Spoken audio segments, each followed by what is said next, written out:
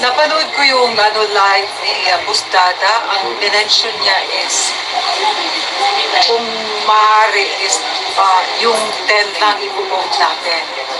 Dahil pag dagdagan pa natin ang dalawa, posibilidad, baka kako yung dalawa pa is malamangan yung sa within the 10. So dapat 10 lang daw talaga ang i-vote natin. Hindi na dadagdagan pa. So yun ang tanong mo. Yun Ang sagot ko, opinion niya lang yun. yes. Everybody's entitled to opinion. Yeah, Okay, so kung opinion ni Boss Dada yun, nire-respeto natin. But dapat respetuhin niya rin ang iba pang opinion. Yeah, of course. Tayo So, pa din ang masusunod. Okay, that's my point. Yeah. So he can have his opinion. So as other bloggers, my point is very simple. If people will vote for 12, so be it. But if people will only vote for 10, so be it. But we cannot impose on them. Siguro, dahil mayroong ini-endorso si Sara Duterte, ini-endorso na ba niya? Siya ni Marcos? Itinasa na niya? At saka si sino? Camille Villar? Hindi ko pa nakita. Pero si Amy Marcos ini-endorso na. Okay. So kung yun ang tanong natin, ito yung sasagutin ko na direkta. Sila Boss Dada at mga banateros, they may have their own opinion. I may have my own opinion. And ang taong bayan ang huhusga kung tama o hindi. Para sa akin, kailangan natin ng kaibigan na mas marami at maliit at makitid na kaaway. Ang principal na kaaway in terms of political view, sa perspektibang pang-politika, hindi si Amy Marcos. Ang principal na kaaway ng sambayanang Pilipino right now ay si Bongbong Marcos, si Lisa Araneta, at si Martin Romualdez. Ang tinatawag nating evil triumvirate. We cannot equate the same kasi si Amy hindi nag-exercise ng poder at kapangyarihan ngayon. Out of the loop siya. But she is a Marcos, so does it mean that she is a Marcos? She exercises the power in behalf of the Marcos of the entire government? No. So ano pong punto de vista ko? Sara has the wisdom. And probably siya ay nangonsulta din kay Tatay Pico. We cannot fight all enemies all at the same time. We need to broaden our support, broaden our friends, and strengthen our own foundation and capability sapagkat paano ngayon kung itutulak by June 2 magkaroon ng trial o sisimulan ang impeachment trial kay Sara Duterte. Mapipigilan ba natin ang sinasabi natin, bibirahin natin si Amy, birahin natin si Jinggoy, birahin na rin natin pati si JBR Sito, birahin natin ang mga Villar, birahin natin si Tolentino. Lahat na lang bibirahin natin. So paano tayo makakakuha ng kakampi sa Senado? That is the logic and wisdom behind Sara Duterte's move. In every alliance, there is always a disadvantage and there is always the advantage. For as long as the advantage is bigger than the disadvantage, the alliance is called positive alliance. At walang alliance na hindi mo binabantayan ang likod mo. Binabantayan mo rin ang likod mo. Meaning to say, hindi po ito usapin ng butuhan. Usapin po ito ng survival. Sa isang labanan at digmaan na mahina ka at ang kalaban mo ay persado at konsentradong pwersa, your most effective weapon is to divide and weaken the ranks of your enemy and build your own strength. Doon ko siya tinitingnan. Sara Duterte needs to have, and so as we need to have our own allies. We cannot become always fight. Even na tayo ay naghihingalo na. So, ako ba'y nagtitiwala sa alyansang Sara Duterte at Amy Marcos? Of course. Sapagkat yan ay bahagi ng taktika ng pagpapalawak ng ating kapasidad na magbuo ng ating sariling lakas. Sa panahon na mahina ka at malakas ang iyong kalaban, kailangan mong pahinain ang kalaban, malakasin ang iyong hanay. Paano kung itutulak nila na magkaroon ng trial sa impeachment court sa Senado, June 2 to June 30? Do we have the number? No. We need to have at least 9 na buboto o mag-abstain man lang para hindi bumoto ng yes to impeachment balaban kay Sara Duterte. Ang tanong, kung si Bongo, si Bato de la Rosa at si Robin Padilla lang ang kaliado natin sa Senado, mapipigilan nila makonvict si Sara o hindi? Pwedeng matanggal si Sara Duterte. Pag natanggal si Sara Duterte, she will be perpetually disqualified and ineligible to run. Kahit barangay captain. So talo tayo.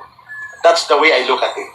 We build our strength, we develop our own capability to fight, and we broaden the ranks of support and allies while we weaken and disrupt the ranks of the enemies. Yan ang tinatawag na turning the tables against the chairs. If Jaime Marcos is out of the loop inside the Marcos power play, so tactically, Jaime can be an ally against the Marcos Romualdez power play. Right? But beyond that, you have to watch out your back. Kasi the alliance will always have disadvantage. So, bantayan mong likod mo habang ikaw ay nagbubuo ng hanay upang ikaw ay magpalakas. That's my answer. Thank you, Kyle. That's good. Palakpakan. Ang tanong ko kasi kanina kay Ka Eric is anong opinion niya yung alliance ni Jaime at saka ni We need that. Sarah. So, answer na yung ano ko. Very clear na. So, I'm satisfied. We need that. And that is how Rodrigo Duterte thinks. Rodrigo Duterte is not totally anti-American. He is not anti-US. And he is not either totally pro-China. But he navigated the geopolitical complexities of the relationship between China, US, the Philippines, and the regional political situation. Why?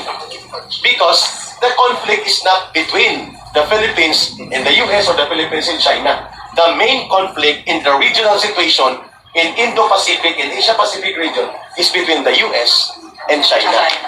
That's how Duterte look at it, and he navigated properly about that. Yeah, Yun ang genius niya. Kay this morning or yesterday ata, nang dumalaw si Hanilet kay PRD. Paglabas, sabi niya, sabi ni PRD, kalimutan na ninyo siya kung hindi niyo iboboto ang PDP laban. That's her words. Okay? So, sa lahat ng naniniwala kay Tatay Digong, so it's the word from Tatay Digong na wag kalimutan ang PDP laban na Agree. Ibig sabihin, yun ang kanyang sinad ni Tatay Digong. Agree ako doon. Pero mayroon doon yung nakabiyak o mayroon tayong open-ended parenthesis doon. Hindi niya rin sinabi na absolute, hindi na tayo pwedeng makinig sa iba pang mga opinion political. Sara Duterte is the daughter of Rodrigo Duterte. But she has her own mind. But right now, you argue with me, fine. The leader that should lead the political opposition right now in the Philippines is Sara Duterte. Rodrigo Duterte is physically prohibited right now because of his situation. He can advise, he can inspire. But the actual leadership of a political opposition that will change the decadent and bankrupt government in the Philippines must come from Sara Duterte. Yes. And we have to accept that. And by line of peaceful, legal transition of power between Sara Duterte and Rodrigo Duterte, the Constitution states that the Vice President is the President in waiting. Yes. Therefore, ang kapangyarihan ay pwede lamang mapayapa na mapa-transfer sa Vice Presidente, hindi po kay Pangulong Duterte. Pag nangyari yan po, yan ay REVGOV. Ang REVGOV po ay walang legal na batayan, magulo yan, at pwedeng tayo ay magkakaroon ng mga banggaang matindi. But for us to remove Marcos by way of legal proceedings and provided by law, we have to follow the constitutional line of succession. And who is that? Sara Duterte. And so therefore, we have to support our opposition leader, Sara Duterte. Tatay Digong will be the inspiration leader. Yes. But the actual opposition leader will now be Sara Duterte. And I think Tatay Digong understands that. Sa pag nagmarsyalo siya, dahil ang kanyang mga kaibigan ay hindi na po magiging kalyado niya pag nagdeklara siya ng martial law, tututulan niya ng mga komunistang terorista na kalaban, kasama niya ngayon. So mawawalan siya ng kalyado at pati mga dilawan at hilaw na komunista at mga dilawan at pinklawan, tututol yan sa martial law ni Marcos. So hindi niya gagawin yon muna ngayon.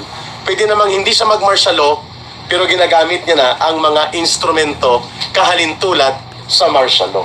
Ang tawag dyan, undeclared selective martial law type. Kung bakit si Ka Eric at si Ka Lorraine Badoy ay wala sa Pilipinas dahil binamartial law kami. Mantakin mo wala kaming kaso at karapatan nating pumuna at magsalita. Hindi kami papayagang magsalita at pumuna basta kami ay kritiko ng gobyerno at ipapatawag kami at ikukulong sa Kongreso. Yan ay mga kalintulad ng hindi dinideklara ang martial law pero parang may martial law na rin. Okay. Silent. So, punta tayo sa iba pang katanungan. Before po si brother natin Dave ay magkaroon din tayo ng interaction sa kanya. Anybody who would like to ask, Pong, please kindly bring the camera. Don't hesitate to ask question. Parang town hall meeting natin ito. Pong, ikaw may tanong ka? Kung wala, sino may tanong? Sino pa may tanong dyan?